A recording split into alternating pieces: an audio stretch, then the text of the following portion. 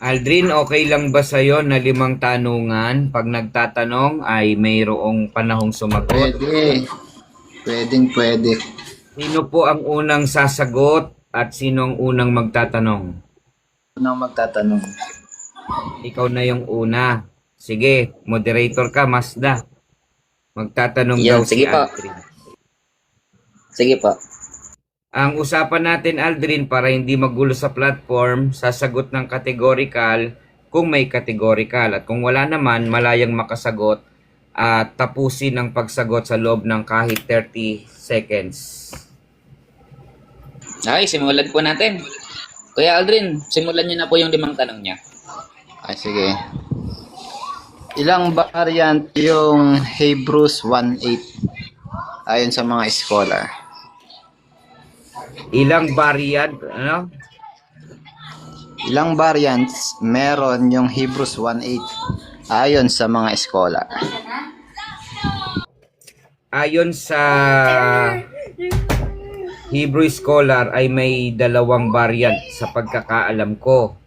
Ang unang variant ay ngunit tungkol sa anak ay sinasabi ang iyong trono o Diyos. Ang ikalawang variant, ang Diyos ang iyong trono.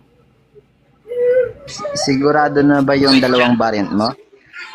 Sigurado po ako, pero kung meron pa po kayong ibang scholar na may iba pang variant na sinasabi, yan ay bahagi na ng pangalawang tanong mo. Pangatlong tanong. Ayun, sige. Sa'yo, 2. Pangalawang tanong. Doon sa unang variant, ano ibig sabihin ng SPN? SPN? Yes. SPN. Anong SPN ang sinasabi mo, Kuya? Kuya, palinaw mo, SPN. Oh, yun. Tama. Tama yung sinabi mo. Ano ibig sabihin? Saan? SPN is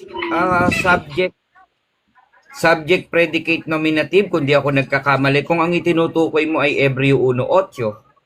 Pero meron din kasing SPN na iba ang kahulugan. So, pang-apat na tanong. Ano pang-apat? Pangalawa pa lang yun. Hindi, bro. Pang-apat na.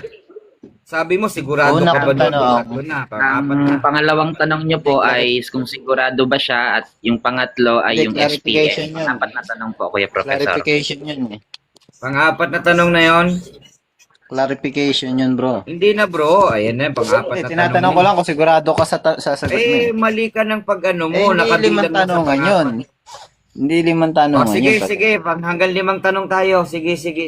Okay, pangatlong tanong, Kuya Aldrin. Pagbigyan natin. Pangatlong tanong. Ayun. Sabi mo, 2 lang yung variant. Kung mabasa ko ba 3 variant yon? Aaminin mo mali ka. Aaminin kong mali ako dahil ang tanong mo ay sa scholar. Hindi mo naman binanggit kung sinong mga scholar. Aaminin mong mali ka. Yes, aaminin ko na mali ako, pero ang tanong mo sa scholar. Wala kang ibinigay na kung sinong scholar, kaya pwedeng tama ako, pwedeng mali ako. Dahil hindi naman ang binigay mo sinong scholar. O, pang-apat na tanong. Aaminin mong mali ka pag na ng variant.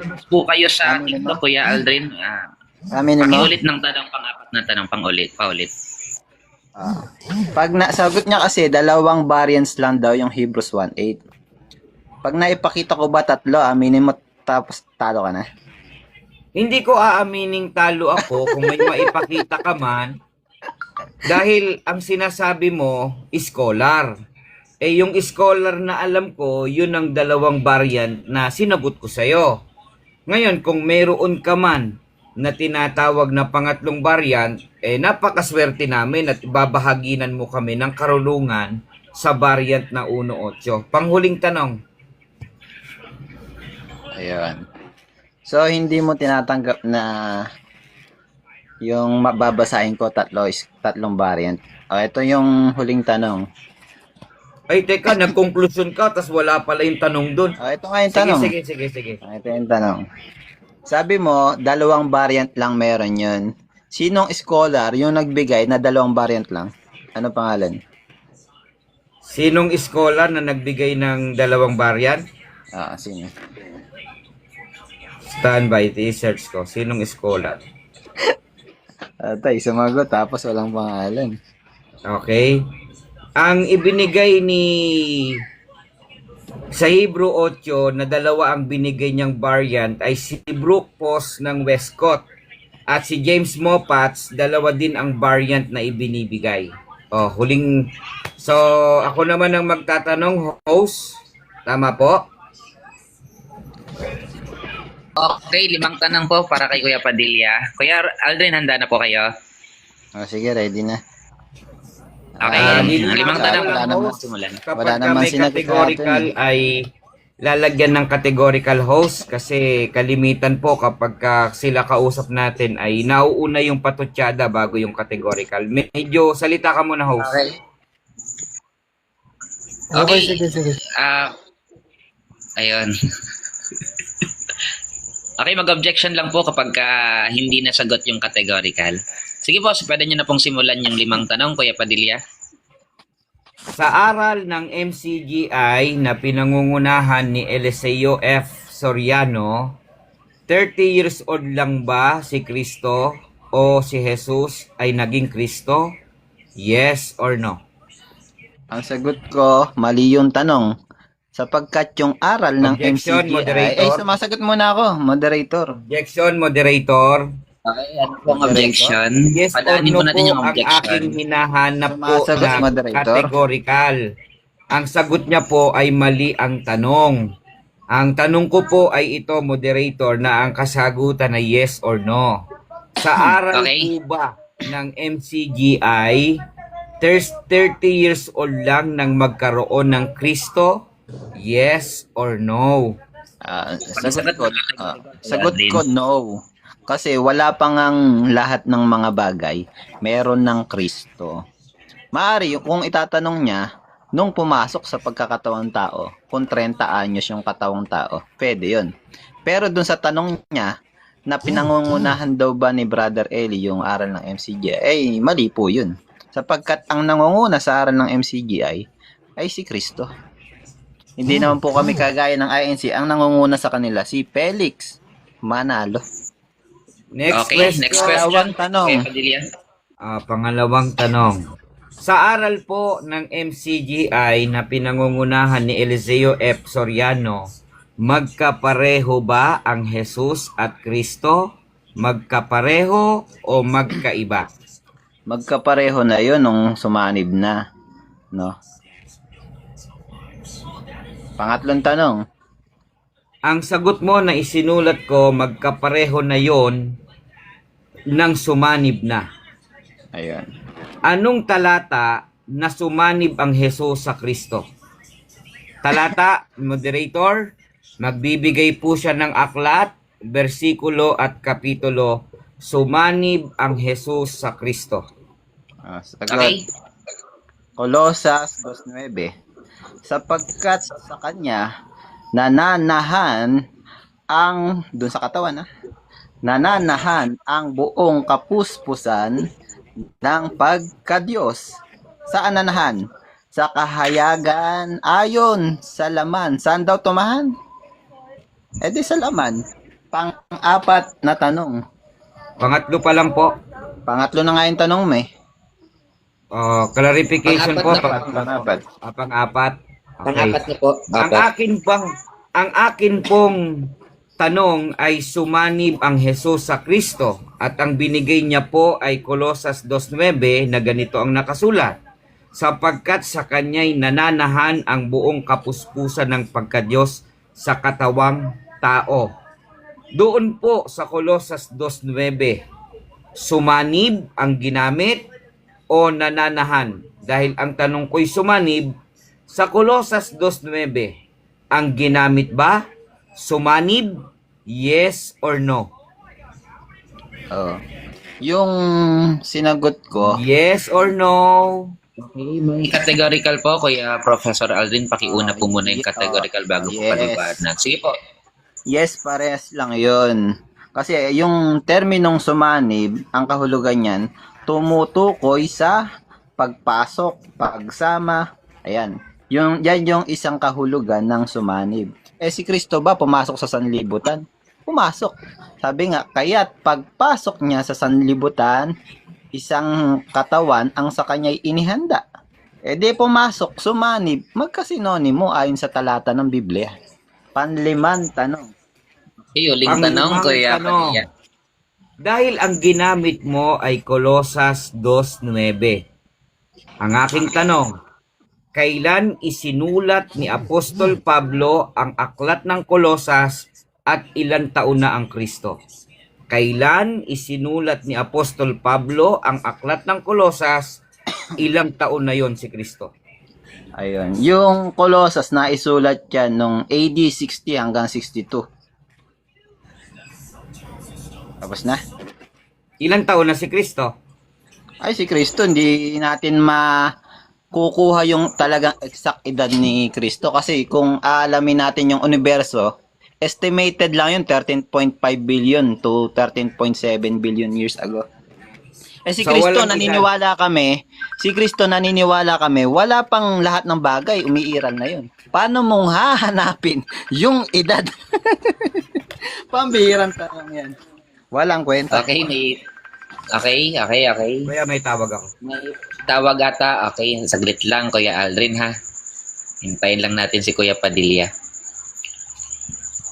Bugbog, sarado. Si Padilla.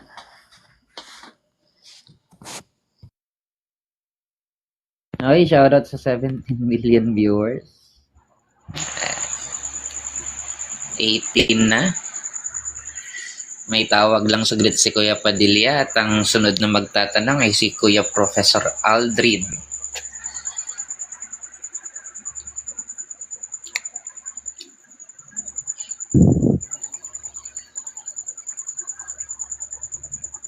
Ay, mute lang ako.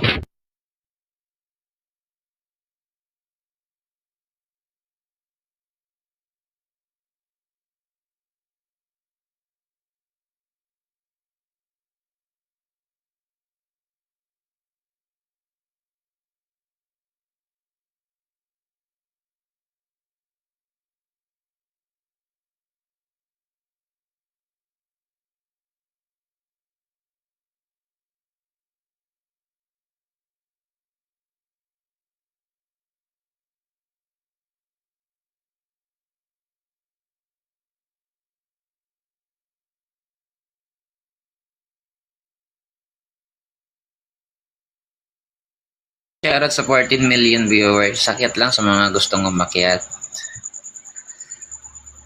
Ito na muna bahala dyan, Nakda. Naantok na ako. Kikinig na lang ako. Sige lang. Tutulog na po kayo. Kikinig lang ako, pampatulog. Ayan yung rules. Pagka meron kang di pagkakaintindihan, basahin nyo na lang. Yung rules natin. Apo. Iba talaga pag mayaman, mabilis maantok yan. Ano? Yung Mazda. Okay. Iba talaga pag mayaman, mabilis antokin. Kasi marami ng pera, wala nang iniisip masyado.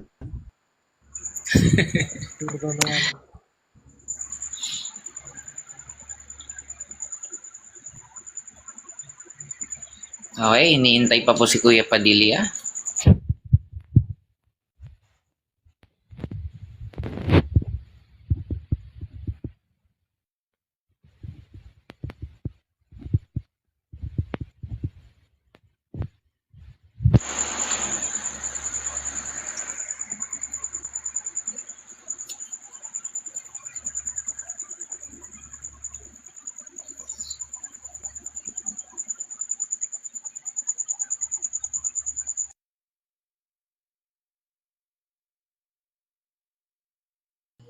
Andiyan pa ba? May kinuha lang ako eh. Nandyan lang, may katawag lang. Tatapusin niya lang ata yung tawag.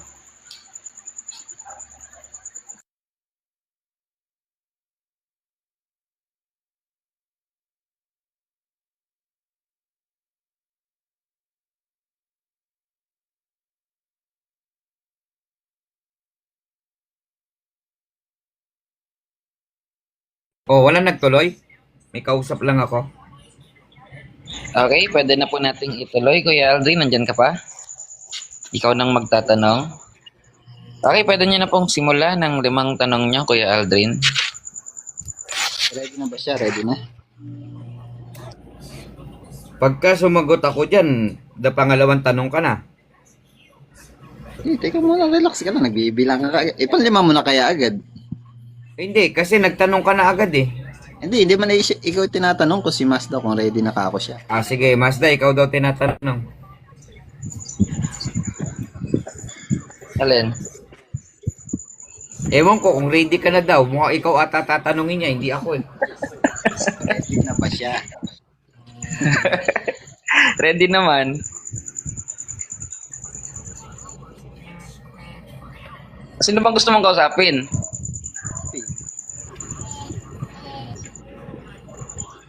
Kuya Padilla, ready na po kayo? Ready na? Okay, Kuya Aldrin, ready na daw si Kuya Padilla. Ready ka na, Kuya Aldrin? Hindi ka marinig. Pa-check ng mic mo. Okay, pwede mo nang simulan yung 5 tanong mo. Ayan. Teka lang ha.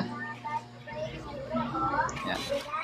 Ang una kong tanong, sabi nyo, isa lang ang Diyos na makapangyarihan sa lahat. Ang tanong ko, dun sa sinabi ng ministro nyo, lahat kaya gawin ng Diyos. Kahit nga magsinungaling, kaya daw. Ang tanong ko, dun sa sinabi ng ministro nyo, walang imposible sa Diyos, lahat kaya gawin. Kaya ba ng Diyos nyo gumawa ng isa pang Diyos? Kasi walang imposible daw eh. Kaya daw lahat gawin. Kaya ba ng Diyos nyo gumawa ng isa pang Diyos? Kaya o hindi? Kaya, pero hindi niya gagawin. Sapagkat ang nakasulat sa Biblia, isa lamang ang tunay na Diyos. Kapag gumawa ang Diyos ng isa pang Diyos, edi sisirain ng Diyos ang kanyang salita na iisa lamang ang tunay na Diyos. Next question. Ayun. Sabi mo, sisirain ng Diyos yung salita niya pag gumawa pa siya ng isa pang Diyos. Tanong, may mababasa ba sa Biblia, translation, ginawa kitang Diyos? Sabi kay Moses, meron bang talata? Kasi sabi mo, sisirain ng Diyos yung sinalita niya. Ang tanong, meron bang sinabi ang Diyos? Ginawa kitang Diyos. Kay Moses, meron bang sinabing ganun na translation? Meron o wala? Merong ganong translation at meron ding translation na parang Diyos. At yung Diyos doon ay small letter na ang pagiging Diyos ng tunay na Diyos ay capital letter. Sa makatwid, hindi sapagkat may nabasang Diyos ay Diyos na makapangyarihang iisa ang tinutukoy sa nabanggit na talata. Pangatlong tanong. Ayun. Sabi mo, ang Diyos ka mo, kailangan capital letter. Sabi mo lang yun eh.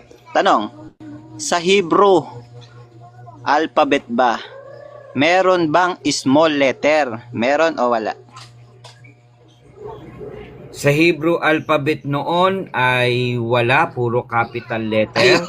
Subalit kapag pinag-aralan mo yung konteksto doon sa Diyos tungkol kay Moises, ay hindi sa pangkalahatan ginawan Diyos, kundi sa harap ni Paraon at parang Diyos.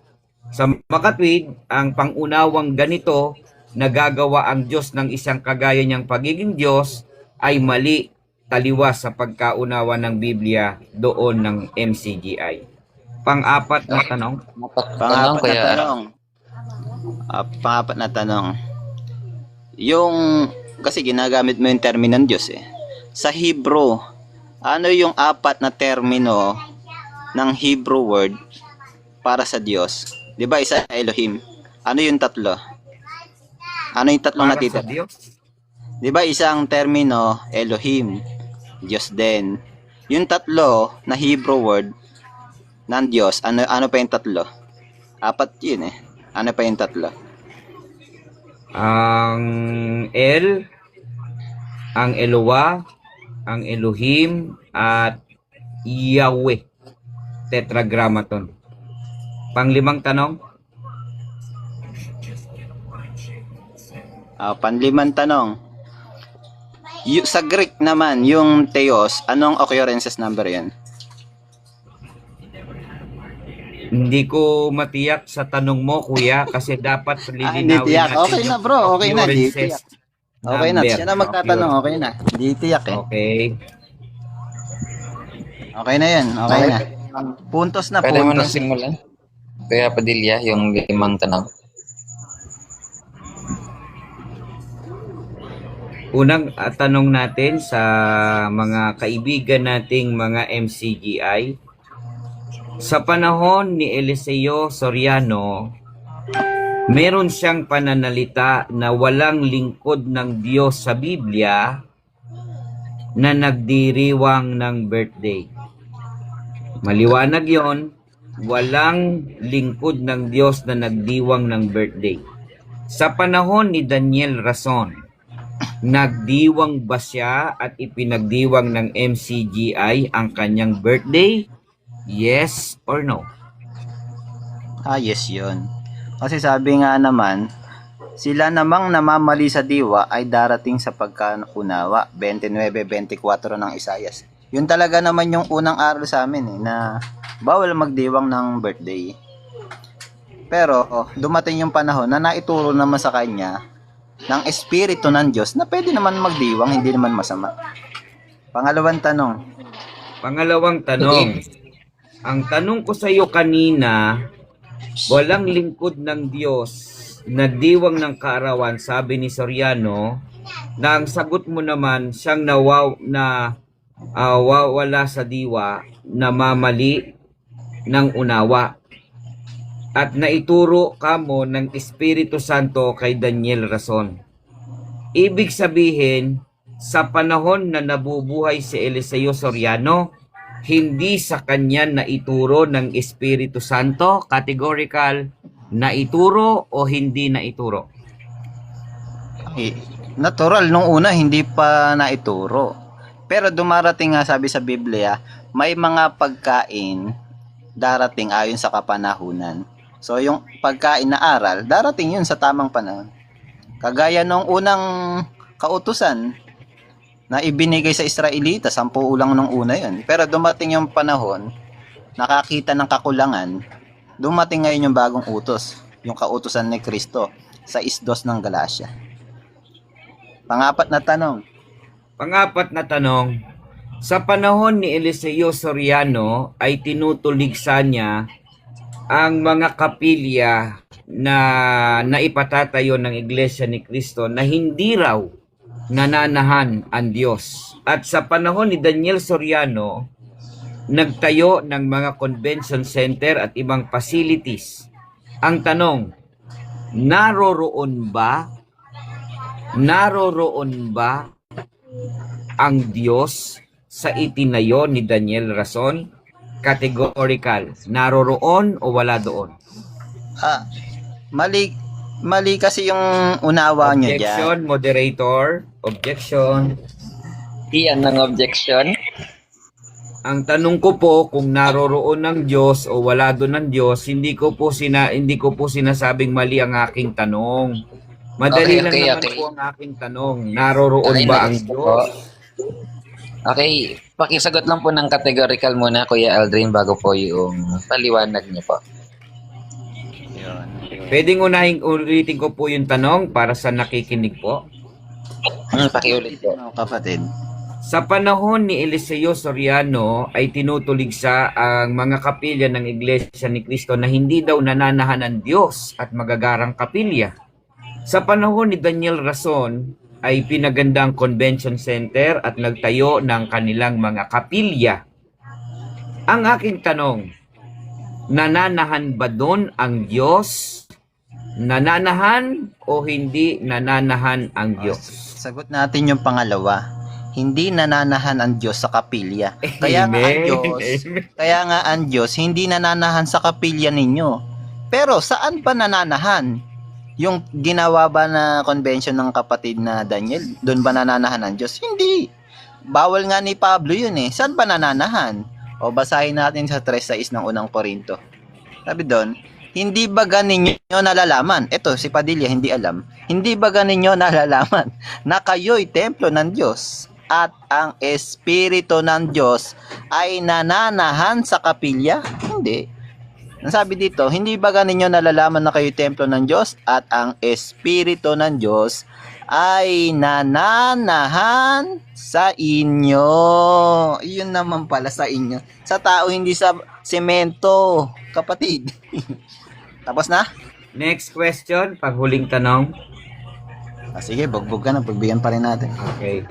Opisyal na aral ba ni Daniel Rason ng MCGI na sa kanyang mga ipinatayong kapilya ay walang nananahan na Diyos sa mga kapilyang ipinatayo ni Daniel Rason? Opisyal na aral ba ito? Yes or no? Ang official sa amin, sa mga taong iglesia nananahan, Objection, moderator. Diyos. Objection. Okay, Yes or no po ang aking categorical. Ang akin pong categorical, mauuna po yung sagot ng yes or no kung official ba na aral ni Daniel Rason na kanyang pinatayong kapilya ay walang nananahan na Diyos doon. Yes or no? Okay. Ang sagot ko kasi official di ba? Nilagyan niya ng yes or no. Sige. Hindi, Okay, kanina pakiulit pa ako pa. ng yes or no, kaya nga ako nag-object eh. Sige. Okay, Yes, pakiulit yun. yung sagot ko. Yes yun, official yun, pati kay Pablo. Na ang tinatahanan ng Espiritu ng Diyos, hindi yung semento. Kung official na aral pala ng INC, sa semento tumatahan ng Diyos, tapon nyo na yung Diyos nyo. Nananahan yan sa inyo. 3:16. Hindi nyo ba nalalaman na kayo'y templo ng Diyos? At sa inyo nananahan? Hindi sa pader, kapatid. Babawi ka pa ba? Tapos na. Babawi ka ba? Okay, 5 tanong, Kuya Aldrin. Magbigay ka na Mazda, 3 minutes sa conclusion para maganda. Okay na siguro, nakadalang palitan Huwag mo na pabawiin, bro. Bigyan mo sila ng conclusion yung nagtatanong. Tapos mamaya si professor may conclusion din pagkatapos yung magtanong. Conclusion na lang. Okay, Kuya So, Padilla, 3 minutes po. napansin po ninyo ang una kong tanong kay Aldrin, nawawala daw ng diwa. Sa makatwid, meron palang pagkakawala ng diwa kay Soriano na ipinaunawa kay Daniel Rason. Hindi pa ipinaunawa ng Espiritu Santo kay Soriano at naipaunawa lang kay Daniel Rason. Kung nabubuhay si Soriano, babatukan si Daniel Rason. Sapagkat hindi ganon ang pagkakagamit ng konteksto batay sa sinagot ni Aldrin. Kung babatukan ni Soriano si Daniel Rason, malamang tatadyakan naman itong si Aldrin. Ikalawa, yung opisyal na aral daw ng MCGI, hindi nananahan sa mga convention center. Sa makatwid, kapag nagdiriwang pala sila doon, wala doon ang Diyos. Dapat niyong maunawaan, wala palang Diyos sa convention center. Bakit nagpupuntahan kayo doon? Wala palang Diyos sa mga bahay ng kalapati na pinupuntahan ninyo. Bakit doon kayo nagdiriwang? Wala naman palang Diyos kayo na sinasamba doon. Lagi nyo pang sinasabi, salamat sa mga Diyos. Ang Diyos nasa lahat ng dako. Natatanaw niya ang lahat, madilim man o maliwanag, kahit nasa malayong dako. Kaya, ang ipinapayo ko po sa mga MCGI at mga nagbabalak na umanib sa MCGI, kapag kayo po ay nagpunta sa kanilang ospital na ipinatatayo na doon ay gagaling ang mga may karamdaman, wala pong Diyos doon. At kapag kayo ay may pasalamatan sa Apalit, Pampanga na 3 araw, wala pong Diyos doon. Huwag po kayong magpupuntahan sa mga dako ng MCGI sapagkat sabi ni Aldrin, wala naman palang nananahan na Diyos doon. Hindi kaya namalina naman ng diwa si Soriano at ang tamang may diwa ay si Rason? sapagkat nagpatayo ng mga barangay hall at mga tahanan ng mga kalapati, naglagay pa ng ospital. Ang lahat ng ipinatayo ni Daniel Rason batay kay Aldrin na MCGI ay walang Diyos. Walang Diyos sa convention, walang Diyos sa ospital, walang Diyos na nananahan sa mga miyembro ng MCGI.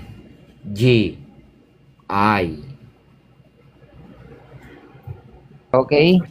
Kuya Aldrin, 3 minutes po para sa'yo, para sa PlayStation mo. Pwede siya magtanong ulit. Naaawa. Limang tanong ulit, tapos conclusion, palitan sila ulit. Teka, pa-reset ng time natin. May... Mag-conclusion na daw po sila kaya okay na Ayaw daw po na yun. nila magtanungan. Ang maganda yung tanungan. Ah,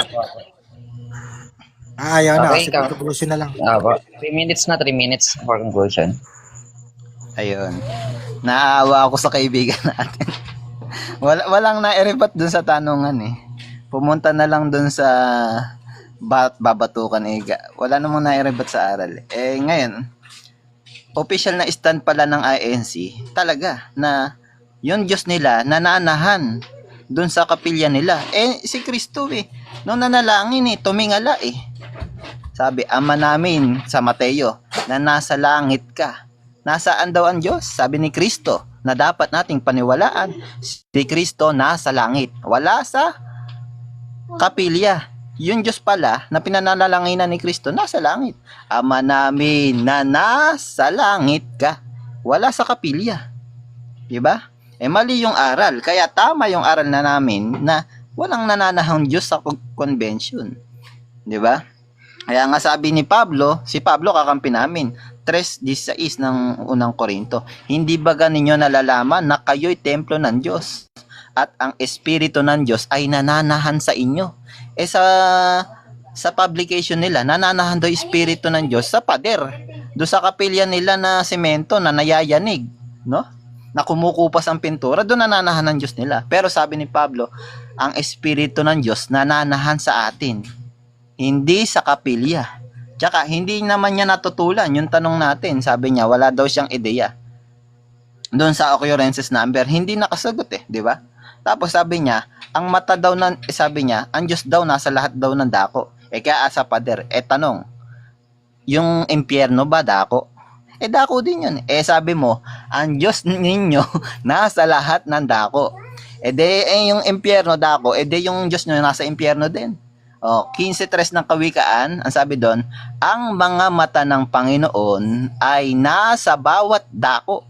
Alin ang nasa lahat ng dako? Yung Diyos ba? Hindi. Yung mata niya. Kaya Padilla, lubog na lubog kayo pagka MCG ay makakaharap nyo. Tagilid yung aral nyo. Kontra sa Biblia, kontra kay Pablo. Kontra ka sa Kawikaan 15:3. Sabi mo, ang Diyos nasa lahat ng dako. Ibig sabihin yung Diyos nyo nasa kubeta. Nasa cabaret ba yung Diyos nyo? Nasa sugalan? Eh, sugalero pala yung Diyos nyo eh.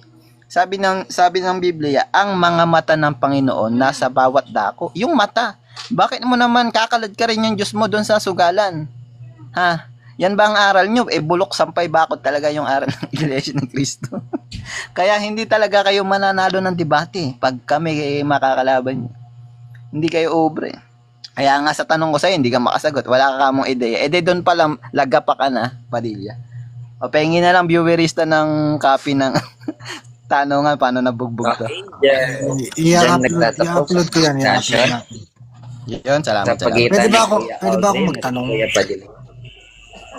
May tanong ako. Pwede ba ako Sis ka daw magtanong? po sunod.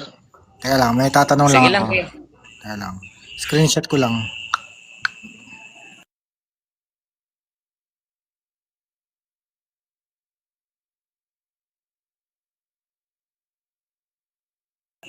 Ito naman Bible naman to, hindi naman to kun eh.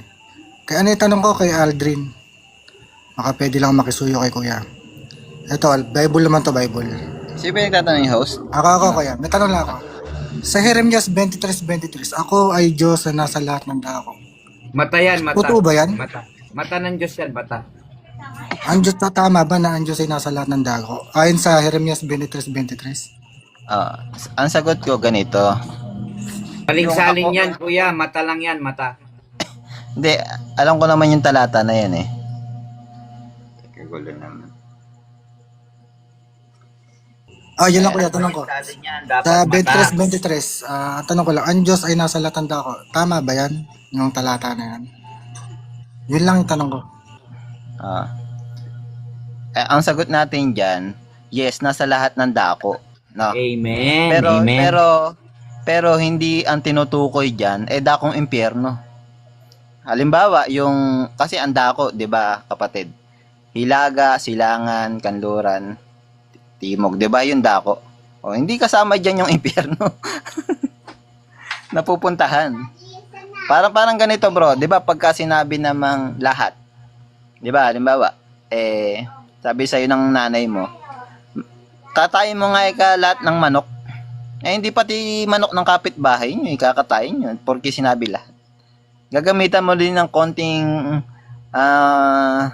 sentido common pagka sinabi ng Biblia. Tingnan mo kung babasahin. Ito tuloy ko ha. Ako ay Diyos na nasa lahat ng dako at hindi nananatili sa isang lugar lamang. Walang makakapagtago sa akin. Makikita ko siya. Ayun oh. Yung mata pala Sa kabaret, tinutukoy. makikita, no? Oh, yung mata Kahit nasa tinutukoy kubeta dyan. ka, kita ka dyan. Teka lang, sumasagot. Kahit Ayun, nasa sabi niya. kubeta, kita ka dyan, Relax, sumasagot to. Walang makakapagtago sa akin. Makikita ko siya. Ayun, mata pala tinutukoy. Kahit Kahit saan siya pumunta, sapagkat ako'y nasa lahat ng lugar, sa langit at sa lupa at sa impyerno. Hindi sinama impyerno. Si Padilla, sinama yung impyerno. Mata pala tinutukoy. Sige, tanong ko, salamat. Kayo na ulit. Sige.